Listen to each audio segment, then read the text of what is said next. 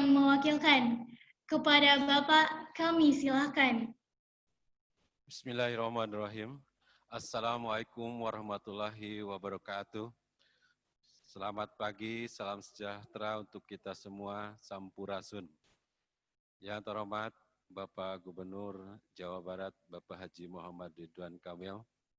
Yang terhormat rekan-rekan tim akselerasi pembangunan Jawa Barat dan tim akselerasi Jabar Juara, Dinas Pemuda dan Olahraga Provinsi Jawa Barat, rekan-rekan para pejabat lingkungan Dinas Pemuda dan Olahraga Provinsi Jawa Barat, hadirin yang berbahagia. Syukur Alhamdulillah berkat rahmat dan ridhonya, pada hari ini dapat terselenggara kegiatan Stadium General yang diselenggarakan dalam rangka persiapan kegiatan Jabar Innovation Fellowship Angkatan Kedua tahun 2020. Yang terhormat Bapak Gubernur, izinkan sekadar pengantar kami melaporkan hal-hal sebagai berikut. Sebagaimana diketahui bahwa kegiatan Jabar Innovation Fellowship dan Jabar Future Leader atau Ajudan Gubernur Milenial merupakan program unggulan yang langsung diinisiasi oleh Bapak Gubernur pada tahun 2020 ini merupakan angkatan yang kedua. Alhamdulillah, walaupun di tengah bencana pandemi COVID-19, kedua program unggulan tersebut dapat kami laksanakan, khusus untuk kegiatan Jabar Future Leader atau Ajudan Gubernur Milenial pada awal tahun 2020, tepatnya pada awal bulan Maret, telah dilaksanakan rekrutmen yang alhamdulillah lebih dari 4.000 orang terdaftar untuk mengikuti kegiatan ini dan terpilih 40 orang mengikuti bootcamp yang dilaksanakan pada bulan Maret 2020. Namun dengan adanya pandemi COVID-19, program tersebut sempat terhenti dan dengan petunjuk serta perkenan Bapak pada tanggal 24 Agustus yang lalu, para ajudan milenial tersebut alhamdulillah mulai bertugas. Selanjutnya erat kaitannya dengan kegiatan Jabar Innovation Fellowship yang pada hari ini akan dimulai dengan kegiatan Stadium General. Kegiatan ini memiliki tujuan memberikan kesempatan kepada kaum milenial, profesional dan profesional muda untuk mengetahui jalannya pemerintahan di lingkungan pemerintah Provinsi Jawa Barat. Kemudian juga memberikan masukan kepada organisasi perangkat daerah OPD sesuai dengan profesi dan kemampuannya para peserta JIF ini. Kemudian merupakan langkah transparansi birokrasi khususnya kepada kaum milenial. Pada rekrutmen angkatan pertama tahun 2019, terdaftar sebanyak 715 orang, sedangkan yang diterima sebanyak 30 orang yang ditempatkan di 15 organisasi perangkat daerah, OPD, dan mereka bertugas selama 4 bulan. Pada perekrutan angkatan kedua tahun 2020 ini terdaftar sebanyak 1.135 orang, sedangkan yang diterima sebanyak 40 orang. Rencananya akan ditempatkan di 20 organisasi perangkat daerah, tetapi dengan adanya pandemi virus corona, maka penugasannya diundur pada tahun 2021 sekitar bulan Maret sampai dengan Juni, dan dilanjutkan dengan penugasan angkatan tahun 2021 atau angkatan yang ketiga. Demikiannya pada tahun anggaran 2021, kami pun sudah menyiapkan untuk rekrutmen angkatan yang ketiga, sehingga dengan demikian setelah selesai angkatan kedua bertugas, maka nanti kami akan lanjutkan dengan angkatan 3 untuk bertugas di perangkat daerah yang nanti akan kami tempatkan. Hasil rekrutmen peserta Jabar Innovation Fellowship tahun 2020 sebanyak 40 orang, pada hari ini diberikan pembekalan melalui kegiatan Stadium General dan terselenggara atas kerjasama kami dengan sebuah lembaga pemimpin.id, yaitu lembaga non-profit yang bergerak dalam pembinaan dan pengembangan kepemimpinan pemuda. Untuk selanjutnya kami mohon perkenan Bapak Gubernur dapat memberikan arahan serta pembekalan dalam kegiatan Stadium General ini, dan hadir seluruh peserta sebanyak 40 orang di depan komputernya masing-masing yang telah siap menerima arahan dan apa yang akan disampaikan oleh Bapak Gubernur. Atas perkenan Bapak, kami ucapkan terima kasih. Assalamualaikum warahmatullahi wabarakatuh. Terima kasih kepada Bapak Haji Engku Sutisna atas laporannya. Selanjutnya mari kita simak bersama keynote speech oleh Bapak Gubernur Provinsi Jawa Barat kepada Bapak Dr. Honoris Causa Haji Muhammad Ridwan Kamil, STMUD, selaku keynote speaker pada hari ini. Kami persilakan dengan hormat kepada Bapak Ridwan Kamil. Kepada Bapak kami silakan. Ya. Yang pertama, Assalamualaikum warahmatullahi wabarakatuh. Sampurasun, salam sejahtera untuk kita semua. Om Swastiastu, Namo Buddhaya, salam kebajikan.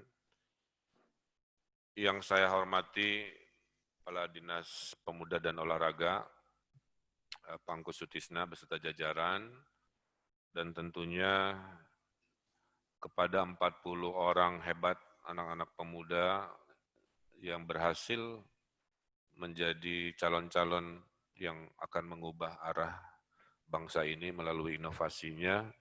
Saya ucapkan selamat. Ada Nabil Sabta Prayoga, ada Sofi Aprili, ada Bintang Putra, ada Siti Reza, Yuliana Keke, Muhammad Rida, saya absen satu-satu ya, ada Fani Fauziah, ada Immanuel Melisa, ada Adika Anissa, ada Ria Purwati, ada Glora Islami, ada Gabriela Diva, Sally of Toyani, ada Delila Suhanda, Devia Yuni, Dina Handrayani, Reza Gunawan, Aldi Chandra, Adi Dharma, Siti Mawadah, Warohmah, Mutiara Anissa, Ricky Febri, Sugandi, Poetika Puspasari, ada Yuda Pratama, Ferry Arosa, ada Cahaya Agung, ada Rashid Salman, ada Dimas Dwi, ada Hendriansah, ada Husnul Arifin, ada Nur Ayu, ada, oh namanya sama ini, Muhammad Insan Kamil. Ya. Beda dikit nama tengahnya. Ada Husni Hamdani, ada Rosa Adilah, ada Fitri Kurniasi, ada Lutfiana Nurwadani, ada Hagiwana, ada Isna Fauziah, ada Aziz Ali. Ya. Saya baca semua karena saya bangga dengan kalian semuanya. Tepuk tangan buat semua. Nah, sebelum ke materi, pertama saya mengingatkan ya, hidup itu adalah pilihan. Anda mau pilihan diam, itu pilihan. Anda mau bergerak, itu pilihan. Anda mau sibuk ngurus hidup sendiri, itu pilihan. Anda mau sibuk ngurusi masyarakat, itu juga pilihan. Nah, saya doakan pilihan-pilihan yang diambil dalam hidup Anda semua itu adalah pilihan-pilihan yang berkualitas. Karena salah satu ciri pemimpin yang baik adalah akumulasi dari pengambilan keputusan yang baik. Jadi cara ngukur pemimpin mah begitu, ya. Kalau jumlah rekapan keputusannya berkualitas, yaitu pemimpin berkualitas. Nah, saya mulai dengan slide pertama, mungkin perkenalan sedikit. Jadi saya itu adalah gubernur yang sama seperti adik-adik, dulunya ini kesel gitu dengan situasi negara gitu kan, tapi belum bisa masuk ke dalam dunia pemerintahan. Karena kesel, ya saya bikinlah organisasi. Di bidang kreatif saya bikin Bandung Creative Forum, di bidang lingkungan saya bikin Indonesia Berkebun gitu kan, dan lain-lain sebagai respon saya kepada kegelisahan saya sebagai pemuda untuk membawa perubahan dari yang saya bisa. Profesi saya arsitek, ini menjadi gaya ya. Kalau pemimpinnya senang mendesain taman, jalan, jembatan, sesuatu yang visual ya karena itu background-nya ada di situ. Saya juga senang teknologi, aktif di media sosial. Media sosial ini adalah revolusi yang luar biasa. Kita tidak punya koran, tapi kita punya Instagram. Kita tidak punya TV, kita punya YouTube sekarang. Jadi semua orang bisa menjadi pemilik media. Ya. Gunakan media itu sama, kalau niatnya buruk, maka media itu akan menjadi tempat buat memperburuk situasi, manas-manasin, julid, nyinyir, tapi kalau sebaliknya hanya yang positif, hanya yang inspiratif, ya itu betul. Ya kalau ada kaos judulnya Jawa Barat tidak seindah Instagram Ridwan Kamil, ya memang di IG saya adalah pilihan yang hanya memposting hal-hal yang menginspirasi. Saya juga dosen, sehingga saya dulu dosen ITB, PNS, tapi karena jadi gubernur saya meninggalkan profesi yang saya cintai, karena ibu dan ayah saya juga dosen, dan kalau sudah pensiun juga saya akan kembali jadi dosen karena berbagi ilmu itu adalah passion saya termasuk hari ini. Saya sudah pernah public lecture sampai ke Denmark, Swedia, Belanda, zaman dulu ya, sesuatu yang sangat menyenangkan. Kemudian oleh belokan takdir, saya jadi wali kota Bandung, maka semua, di sini ada yang kurang di sini. Saya ini dulu penyiar TV juga, penyiar radio Ardan, radio PRFM, bintang iklan juga, dari saya sebut dulu ya, bintang iklan BMW, Samsung, terus ada apa laptop tuh, Sony Vaio, ya dan lain-lain. Ya itulah multidimensi ya. Nah, jadi kalau lihat ini gubernur segala diurus, segala ya memang karena background saya itu ya. Jadi penyiar radio hayu, provokasi di Mesdot bisa, turun ke lapangan pengalaman, mendesain dengan cepat keahlian, ya kira-kira gitu ya adik-adik. Nah sekarang dengan multidimensi ini saya menjadi gubernur, ya, maka saya ingat ini anak-anak muda harus diberi ruang. Maka saya lahirkan program-program kepemimpinan, mungkin nggak ada di provinsi lain ya, yang jadi ajudan, kita sebut Jabar Future Leader kan gitu ya. Yang mau mengubah dari dalam inovasinya, saya bikin Jabar Innovation Fellowship. Kemudian yang senang kemanusiaan, saya kasih ruang di Jabar Quick Response. Yang senang digital, informasi, saya kasih ruang anak mudanya di Jabar Saber Hoax.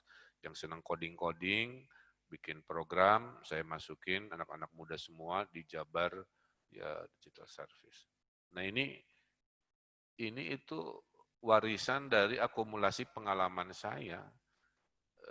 Mumpung saya gubernur, saya bikin si ruang-ruang itu. Nah, adik-adik berada di situ. Nah, mudah-mudahan nanti setelah kamu berinteraksi bisa paham tidak mudahnya mengurus negara, terus berinovasinya bermanfaat sehingga bersemangat. Ya. Berikut. Nah, kemudian ada 4 tipe kepemimpinan nih, ya, yang harus kamu pahami. Jangan jadi kepemimpinan yang paling bawah, namanya represif. Mau bikin aturan, maunya marah-marah, maunya menghukum, maunya nangkepin orang, nggak ada masalah. Ya. Biasanya kepemimpinan kudeta militer banyak sekali masuk kategori represif.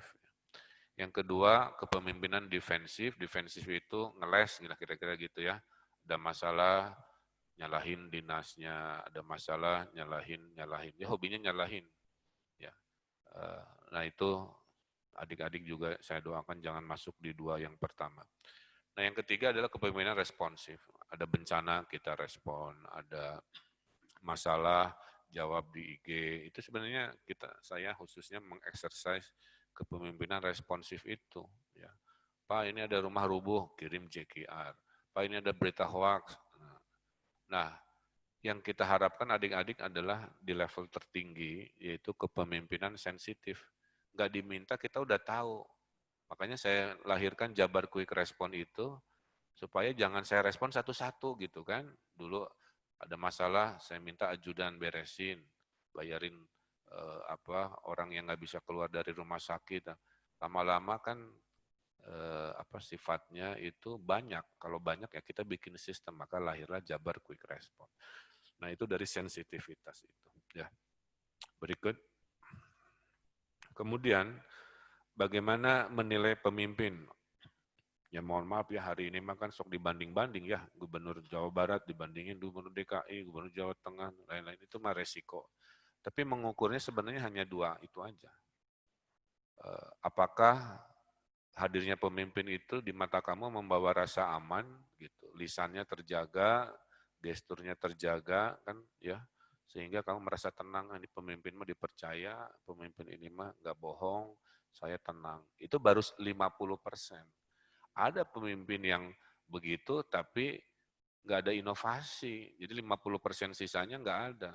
Atau sebaliknya, akselerasi kemajuannya ada, membawa perubahan, tapi mulutnya ribet, bikin kisruh, jadi akhirnya rame nggak jelas. Nah, saya doakan adik-adik kalau nanti jadi pemimpin, ingat 50% itu membawa ketenangan kepada yang dipimpin, 50%-nya membawa kemajuan perubahan.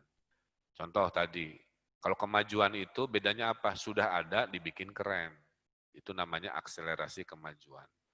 Kalau membawa perubahan artinya dulunya nol, sekarang ada. Dulunya nggak ada Jabar Digital Service, dulunya nggak ada Jabar Innovation Fellowship, dulunya nggak ada Jabar Future Leader, dulunya nggak ada Jabar Quick Response, sekarang ada. Nah itu masuk kategori nomor 3, kira-kira gitu ya. Berikut. Nah, ini yang adik-adik harus pahami, Anda semua harus pahami. Anda nggak usah banyak omong, nggak usah ngutip-ngutip teori, nggak usah ngutip-ngutip ayat. Orang akan tahu Anda pemimpin baik itu karena teladan dari lisannya sehari-hari, dari akhlaknya, dari ibadahnya, dari cinta pada keluarganya. Yang nggak mudah. Makanya the best leadership is leadership by example. Kepemimpinan terbaik adalah kepemimpinan melalui keteladanan. Nah, saya doakan adik-adik semua, Anda-Anda semua belajar bahwa ilmu penting, tapi akhlak lebih penting. Ya, hari ini kita lihat banyak orang tua kita pintar-pintar, tapi menurut saya akhlaknya kurang. Hobinya ngejek orang, bilang bodoh, dungu, apalah itulah, merasa lebih pintar karena nggak punya akhlak. Nah, hal-hal itu harus kita hindari ya, kira-kira begitu. Berikut. Nah, adik-adik harus pahami, adik-adik itu hidup tidak hanya di Jawa Barat, tapi hidup di Indonesia. Adik-adik juga harus pahami, adik-adik tidak hidup hanya di Indonesia, tapi juga di seluruh dunia. Nah, ada pergeseran-pergeseran yang harus adik-adik waspadai, karena adik-adik ini yang rata-rata umurnya 20-an, ya. Nanti tahun 2045 adik-adik itu pemimpin. Mungkin ada salah satu yang jadi gubernur nih, gara-gara webinar ini. Amin ya. Nah, yang pertama adalah dunia ini makin kompetitif. Ya. Jadi nggak bisa kalau adik-adik nggak punya nilai tambah. Adik-adik nanti cuma jadi nomor antrian, kayak Odading Mang Oleh gitu. Ya. Saking lakunya harus diantri. Adik-adik nanti hanya jadi statistik, cuma jadi angka. Maka harus beda, cari pembeda. Pak, saya adalah Jabar Innovation Fellowship yang punya perbedaan karena fokusnya di A, B, C, D. Jadi identitas itu penting. Kalau nggak punya identitas alias mediocre, alias rata-rata air, alias gitu-gitu aja, maka adik-adik akan tertinggal oleh orang-orang yang lebih kompetitif. Belajar lagi bahasa Inggris harus cacis-cus, belajar lagi digital harus kuasai, belajar lagi ilmu kepemimpinan yang sedang kita lakukan harus kuasai, supaya nanti bisa berkompetisi, karena saingan adik-adik adalah juta-juta orang. Ini 40 orang ini juga dipilih kan bersaing ya, dari seribuan, keren banget dari seribuan yang dipilih 40. Nah, kira-kira begitu. Berikut isu dunia yang kedua adalah dunia ini makin ekstrim, butuh spiritualitas yang baik. Ada orang bunuh diri live on Facebook, kan begitu ya. Ada orang nggak bisa mengontrol lisannya, ada orang lebay-lebay, pansos istilah sekarang. Ada orang yang viralnya itu nggak manfaat lah kira-kira begitu. Itulah ekstremitas ya. Nah sehingga di dunia ekstrim yang makin intens ini, jangan lupa akar budaya, jangan lupa agama gitu kan, supaya jangan ke bawah-bawah ke hal-hal yang sangat-sangat ekstrim. Ya. Berikut. Berikutnya, dunia juga makin berbahaya, ya, isu PKI, isu khilafah, isu Cina, isu apapun dari geopolitik, ya, kemudian mudahnya orang Indonesia bertengkar, ya, cebong kampret masih ada sampai sekarang. Itu adalah dunia yang makin bahaya, sehingga adik-adik harus waspada. Ya. Harus waspada. Kalau mau pintar, bergaul dengan orang-orang pintar, pasti ke bawah pintar. Kalau mau soleh, ya bergaul dengan orang-orang soleh, pasti ke bawah soleh. Kalau mau optimis, ya bergaulah dengan Gubernur Jawa Barat, pasti optimis, kira-kira. Nah,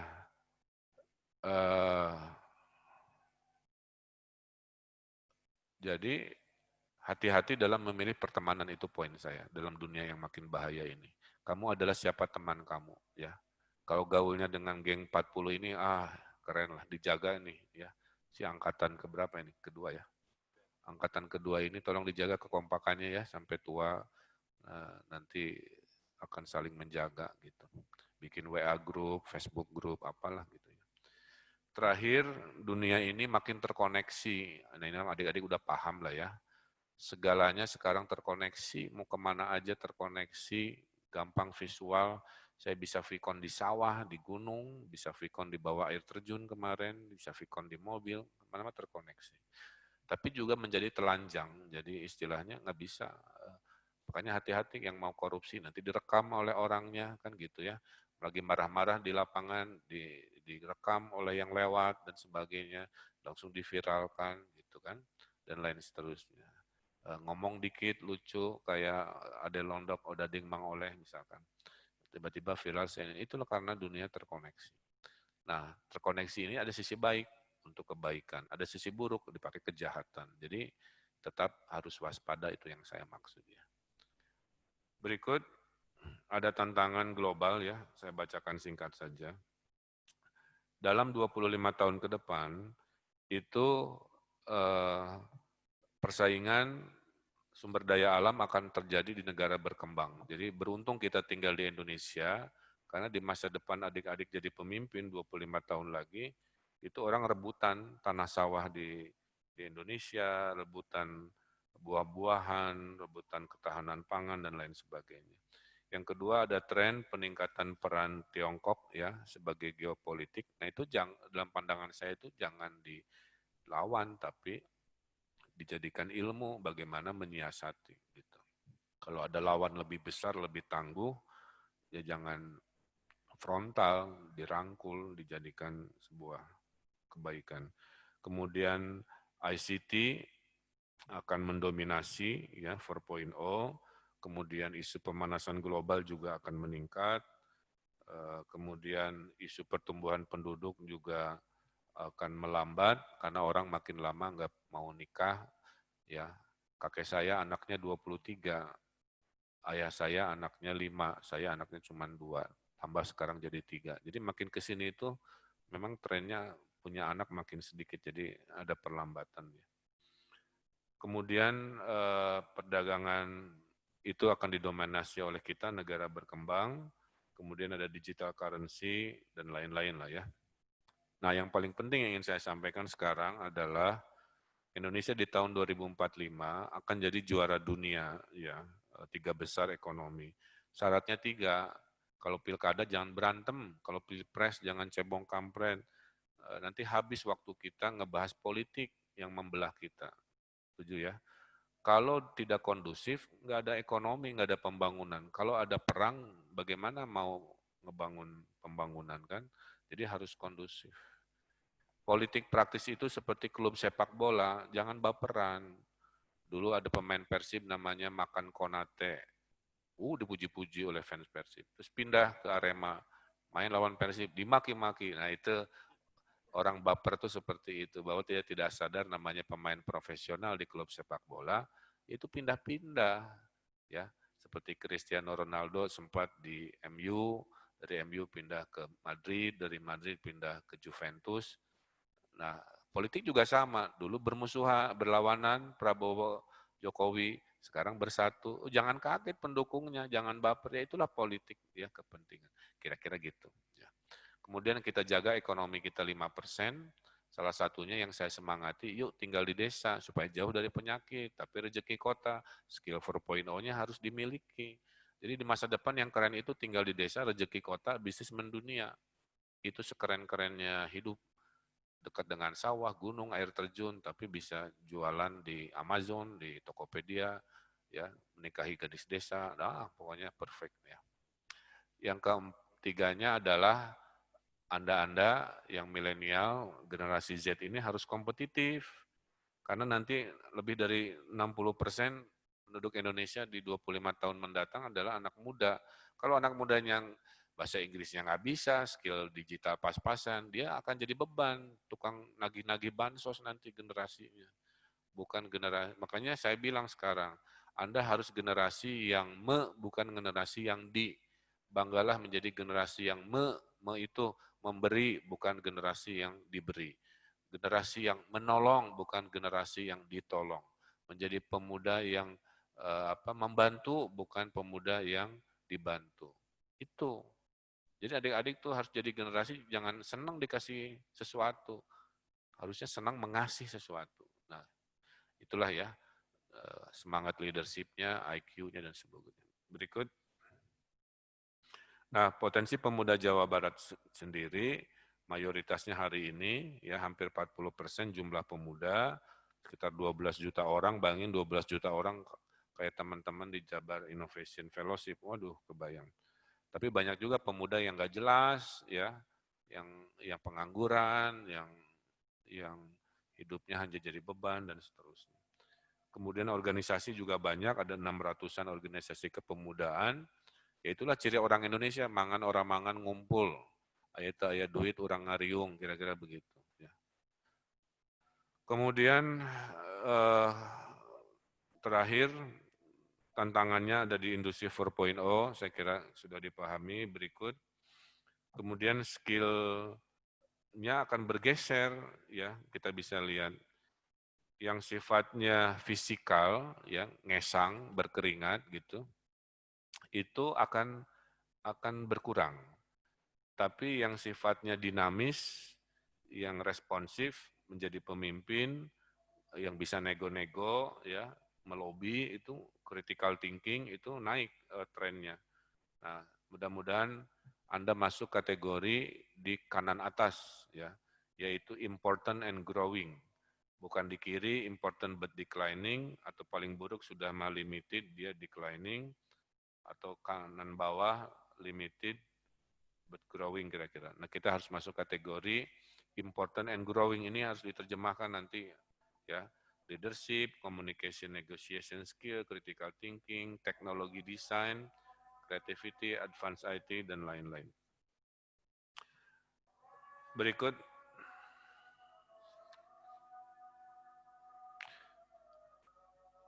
kita break sedikit 1 menit ya, ini ada azan di Pakuan.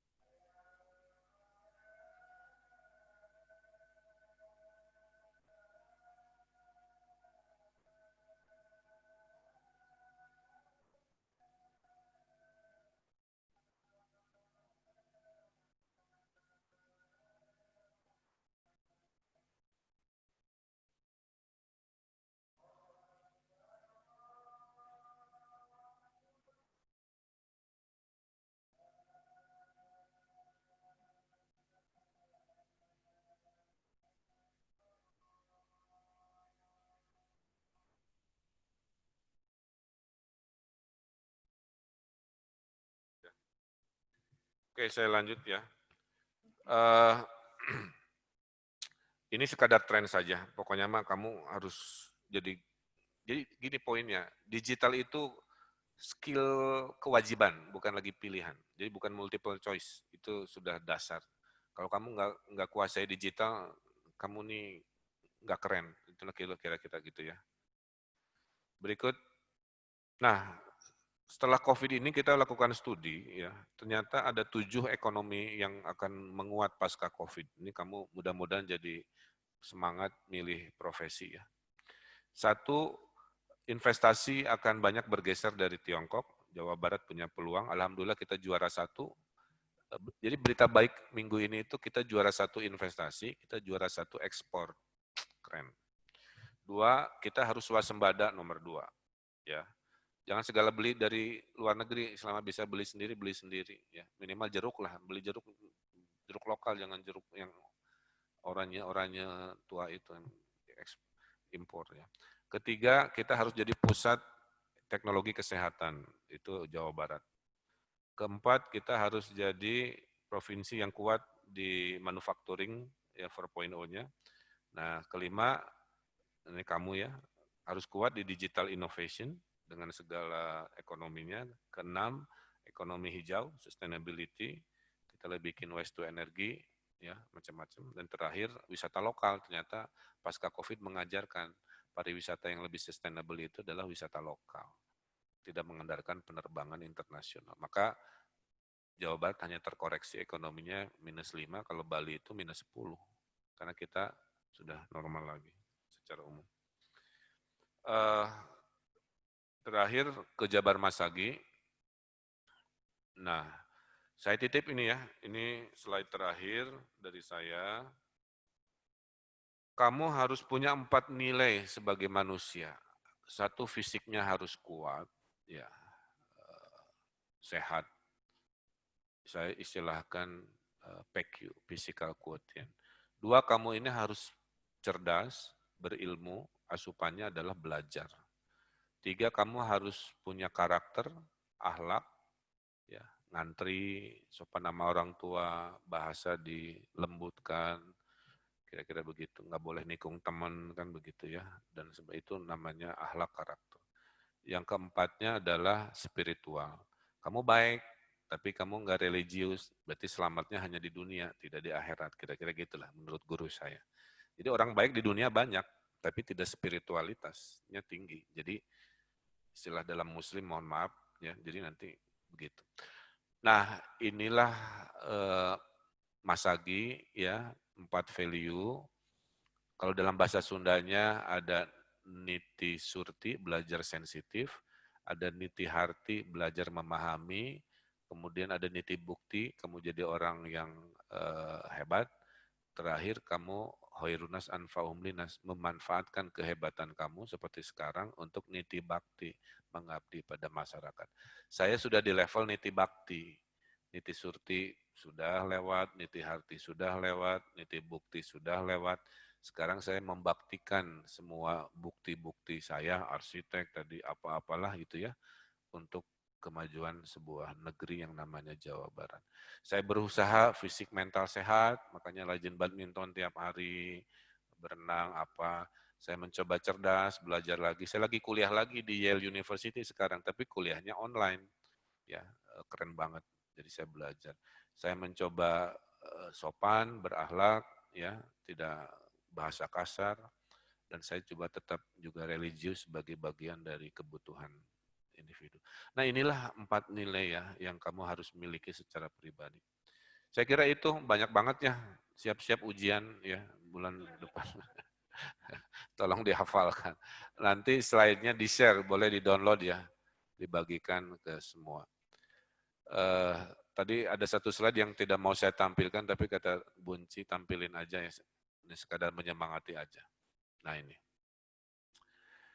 ini poinnya adalah tahun 2018 saya diberi kabar masuk 50 besar pemimpin dunia ya, dengan Presiden Prancis, Presiden Korea Selatan, ada Bill Gates, apalah Saya sebagai wali kota, saya juga bingung, tapi ya alhamdulillah aja terima kan begitu ya. Tapi poinnya adalah adik-adik, hidup itu jangan nyari, motivasi hidup itu jangan untuk cari pujian, bekerja itu motivasinya bukan untuk dapat penghargaan. Ya. Kita berkomitmen sungguh-sungguh itu bukan untuk dapat apresiasi, itu mah bonus. Nah ini adalah bonus, nggak nggak dikasih gelar begini pun memang saya harus begitu, jadi wali kota, kira-kira gitu ya. Dapat bonus, ya alhamdulillah aja. Nah poinnya adalah itulah kira-kira ya. Dan saya tidak ada penyesalan ya. Saya tutup dengan 3 nasihat ibu saya dalam agama saya. 1, menjadi pemimpin itu niatkan ibadah. Wa ma khalaqtul jinna wal insa illa liya'budun. Ya. Kita ini hidup untuk ibadah. Jadi kadis niatkan ibadah, jadi ikutan di fellowship niatkan ibadah, jadi apapun niatkan ibadah. 2, pemimpin itu kekuasaannya sementara, maka jangan megang kekuasaan terlalu berlebihan. Qulillahumma malikal mulki tuti mulka man tasya wa tanziul mulka mimman tasya. Allah akan berikan kekuasaan kepada yang Allah kehendaki, Allah juga akan cabut kekuasaan. Jadi banyak pemimpin di Republik ini sedang berkuasa, Allah cabut oleh kematian, oleh perkara dan lain-lain. Ketiga, ibu saya menasihati gunakan kekuasaan pemimpin untuk kebermanfaatan, bukan pencitraan. Khairunas anfa'um linas. Makanya saya ciptakan yang namanya JDS, yang namanya Fellowship, JKR.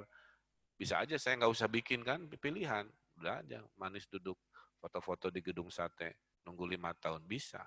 Tapi tadi, nasihat ibu saya, khairunas anfa'um. Maka saya ciptakan semua inovasi-inovasi dalam kekuasaan saya, agar hidup ini tidak sia-sia. Itu saja yang bisa saya sampaikan. Agenda itu sampai jam 12 ya. Ya, 3 pertanyaan direkap, silahkan singkat padat, nanti saya jawab. Terima kasih. Baik, terima kasih kepada yang terhormat Gubernur Provinsi Jawa Barat, Bapak Ridwan Kamil, atas penyampaian materinya yang luar biasa. Sekarang langsung kita masuk ke sesi tanya jawab. Sudah ada beberapa pertanyaan, akan saya bantu bacakan. Pertanyaan pertama berasal dari Bintang Putra Damaryani. Halo Bapak, perkenalkan nama saya Bintang, biasa dipanggil Star, dari Teknik Geodesi ITENAS Bandung. Izin bertanya Bapak, sebagai pemimpin, keputusan yang kita ambil berdampak pada banyak orang, yang mana apa yang kita lakukan dan putuskan tidak dapat menyenangkan untuk semua orang. Hal serta inovasi apakah yang biasanya Bapak lakukan untuk menyikapi hal tersebut? Mangga Bapak, bisa langsung dijawab pertanyaannya. Sebaik-baiknya pemimpin, adik-adik ya, adalah pemimpin yang mengambil keputusan. Seburuk-buruknya pemimpin adalah pemimpin yang tidak mau mengambil keputusan. Katakanlah keputusannya keliru, itu tinggal diperbaiki. Tapi momen mengambil keputusannya, walaupun keliru, itu adalah benar. Ketimbang pemimpin tidak mau mengambil keputusan. Contoh, di sebuah hutan, kita ketemu gerombolan harimau. Ditanya, Pak, kemana? Ke kiri jurang, kira-kira begitu ya. Ke kiri jurang, ke kanan banyak tanaman beracun, kira-kira begitu. Nah, harus ambil keputusan. Katakanlah, Pak, kita ke jurang, semua loncat, luka-luka. Tapi kita naik lagi memperbaiki. Ketimbang bengong, diam, akhirnya dimakan oleh harimau. Misalkan begitu. Jadi, dalam keputusan itu, betul tidak bisa menyenangkan semua orang, itu mah rutinitas saya. Contoh, di bulan November, saya di demo buruh ya, kan tiap November kita harus bikin upah. Udah saya putuskan pakai profesor dari Unpad, dari mana, saya putuskan upah tahun ini 3 juta, tetap di demo, kata buruh terlalu rendah Pak Gubernur, demo. Pengusaha juga pundung, Pak Gubernur ini gimana, itu upahnya terlalu mahal. Itu contoh. 2, pas COVID. Pak Gubernur, buka pendidikan udah kelamaan, nggak punya sinyal. Gimana sih Pak Gubernur? Ya, pas buka, Pak Gubernur ini bahaya. Kok ngebuka sekolah? Nanti kalau kena klaster tanggung jawab. Jadi selalu keputusan publik itu tidak selalu memuaskan. Kalau mau dalam bahasa Inggris ada istilah if you want to make everybody happy, sell ice cream, semua senang, kira-kira begitu. Tapi nggak ada pekerjaan yang menyenangkan, semua orang kecuali jualan es krim, ibaratnya begitu ya. Maka jadi pemimpin biasa, kerja dikomentarin, nggak kerja juga dikomentarin. Ya, kerja dibully, nggak kerja apalagi. Maka saya mah syarat pemimpin satu sabar ya terhadap hal tersebut, dua harus ikhlas, jangan berharap pujian dan sebagainya kayak tadi itu mah bonus kan begitu ya. Ketiga, yang pasti batin dan otak kita sinkron. Jadi waktu saya memutuskan PSBB diperpanjang, banyak yang protes. Tapi akal sehat saya, nurani saya mengatakan itu yang benar. Kira-kira gitulah ya. Jadi intinya pesannya, kalau mau jadi pemimpin, jangan baper. Kalau mau jadi pemimpin harus lebih sabar dan harus lebih ikhlas. Terima kasih. Silakan dua lagi. Baik, terima kasih Bapak.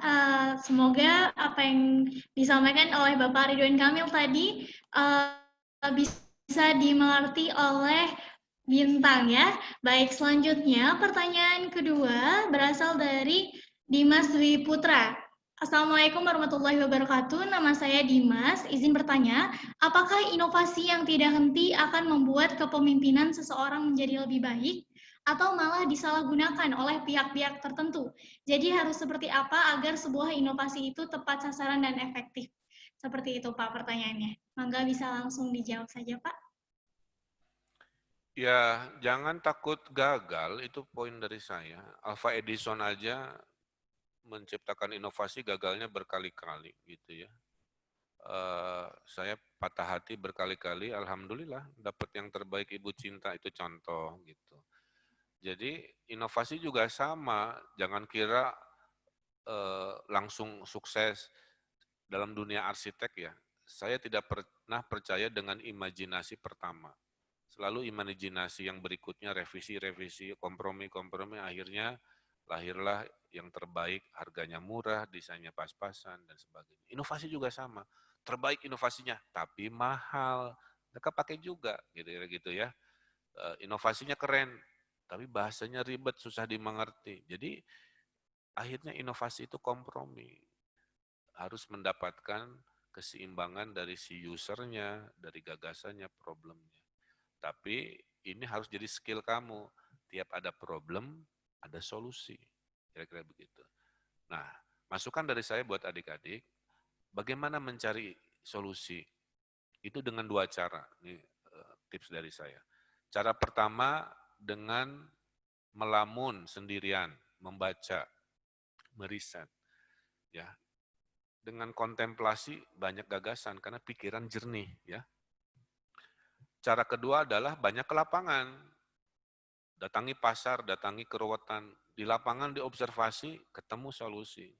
Kadang-kadang orang terlalu banyak teori karena jarang ke lapangan. Padahal di lapangan tidak membutuhkan teori yang terlalu. Nah, saya khawatir adik-adik juga sama. Jangan bikin inovasi tanpa pernah ke lapangan, ke objeknya. Jangan-jangan nanti imajinasi yang di kamar itu terlalu ngawang-ngawang. Tapi sebaliknya juga, jangan di lapangan tapi riuh gitu kan, penuh dengan rame-rame, lupa untuk kontemplasi. Jadi saya selalu lakukan dua itu. Ada momen saya ngelamun sendiri, urat-oret kan gitu ya. Ada momen saya di lapangan, nah, misalkan COVID ini saya akan ngantor di Depok seminggu sekali, misalkan, itu bagian dari metode saya untuk ke lapangan lihat sendiri, oh solusinya. Nah hal-hal begitu harus adik-adik terapkan untuk memastikan meminimalisir kegagalan, kebermanfaatan dari inovasi yang ada diberikan. Jangan-jangan tadi inovasinya judulnya keren, ininya keren, padahal nggak dibutuhkan menurut versi orang di lapangan. Jadi dua metode itu harus dilakukan. Oke, terakhir. Baik, terima kasih Bapak. Selanjutnya untuk pertanyaan terakhir, yaitu dari Ridho Rahman. Assalamualaikum, selamat siang Bapak. Saya Ridho Rahman dari Telkom University. Izin bertanya, kita sadari bahwa untuk menjadi seorang pemimpin tidak ada yang instan, melainkan membutuhkan proses yang cukup. ada suatu pendapat yang mengatakan sebelum menjadi pemimpin yang baik, jadilah pengikut yang baik terlebih dahulu. Bagaimana cara kita untuk mengambil sikap untuk menjadi seorang pengikut yang baik untuk mempersiapkan menjadi pemimpin suatu saat nanti? Terima kasih Bapak. Baik, mungkin bisa langsung dijawab Bapak seperti itu. Ya. Allah menciptakan 2 telinga, 1 mulut, betul? Supaya kita lebih banyak mendengar ketimbang bicara. Coba bayangin mulutnya 2, kupingnya 1, kan kebayang. Ya, alien. Nah, itu filosofinya. Saya juga sama, mencoba lebih banyak mendengar, sedikit bicara. Tapi sekali bicara, sesuai hadis, yang keluar adalah yang keren-keren, baik-baik, inspiratif. Kan mulut ini kan gimana otak, kalau otaknya ngeres, ya mulutnya ngeres. Kalau otaknya konslet, ya mulutnya konslet. Maka udah benar tuh, maka saya tambahi, ya bicaralah yang baik atau diam, hadis. Kalau tambahan saya, postinglah yang positif atau tahan, itu gaya saya begitu. Nah, saya adalah pemimpin yang tidak punya nama besar ayah saya. Nah, saya bersyukur saya jadi gubernur karena diri saya, ya. Karena ada pemimpin-pemimpin karena bapaknya, tuh.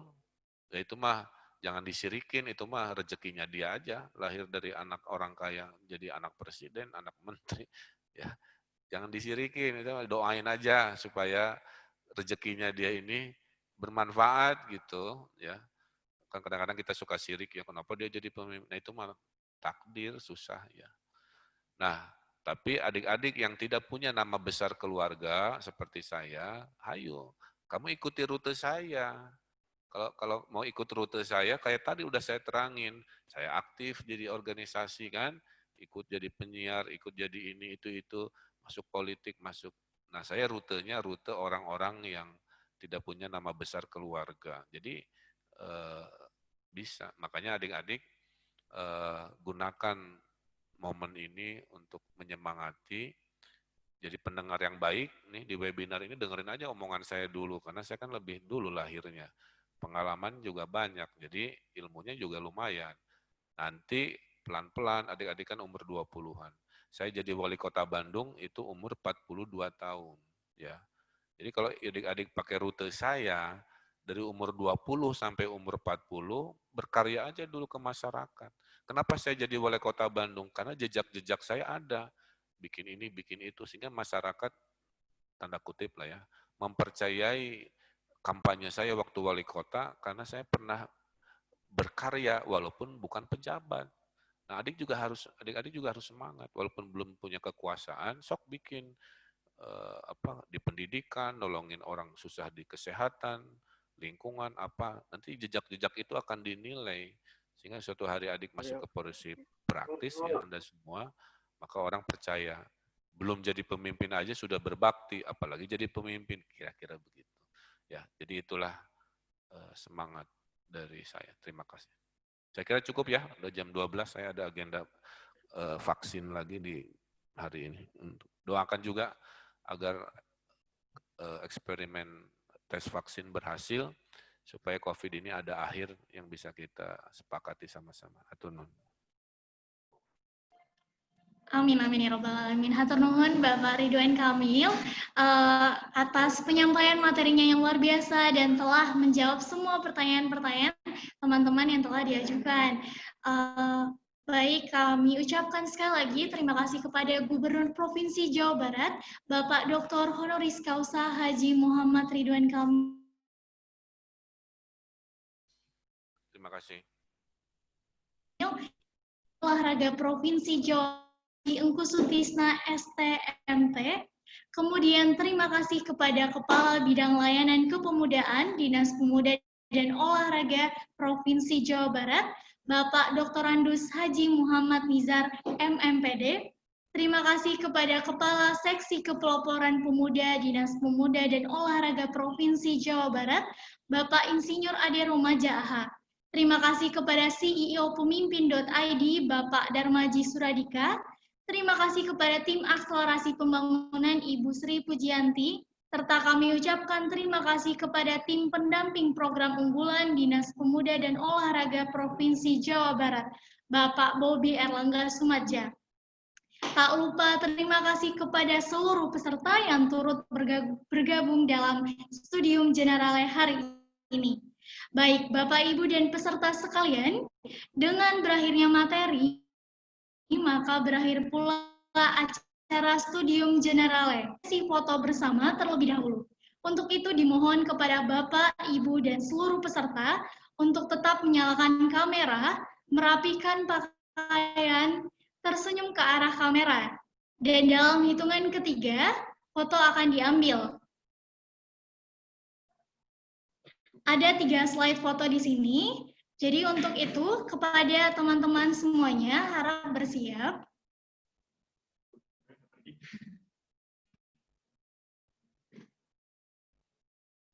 Satu, dua, tiga.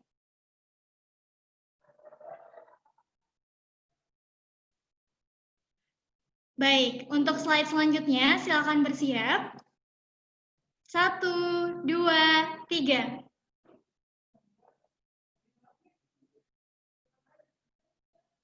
Baik, dan untuk slide yang terakhir, silakan bersiap. 1, 2, 3.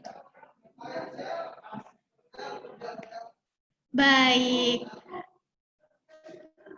luar biasa ya pematerian dari Bapak Ridwan Kamil tadi. Semoga dengan materi yang disampaikan oleh Bapak Ridwan Kamil, teman-teman semuanya dapat termotivasi untuk menjadi lebih baik, menemukan inovasi-inovasi baru, dan menjadi sosok pemimpin seperti beliau.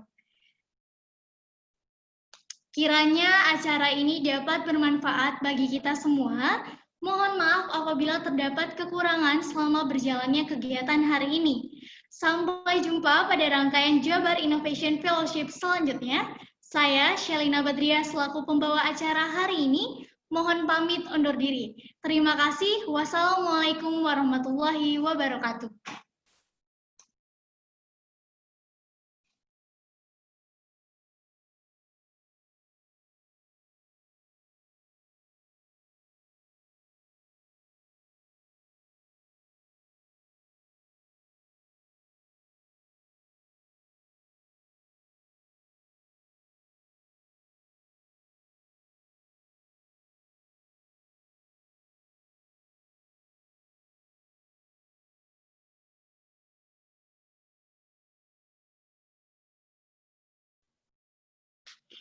Dipersilakan kepada seluruh peserta, boleh meninggalkan room. Terima kasih.